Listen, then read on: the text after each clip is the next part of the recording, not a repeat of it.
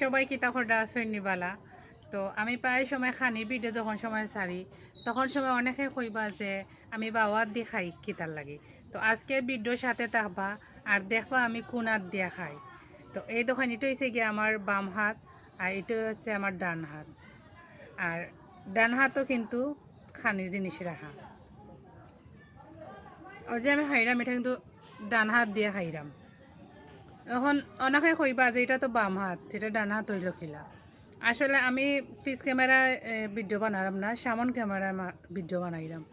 আর সামন ক্যামেরায় যখন সময় ভিডিও বানাইবা তখন সময় আপনারা খেয়াল করে দেখবা ডান হাত কোন চাইতে হয়, বাম হাত কোন চাইতে হয়।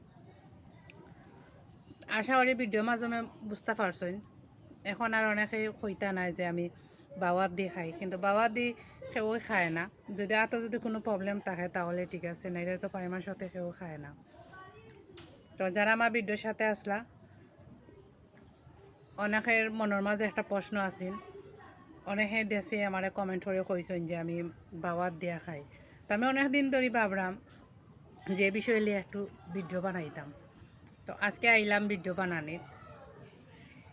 সবাই ভালো থাকবা, আল্লাহ হাফিজ।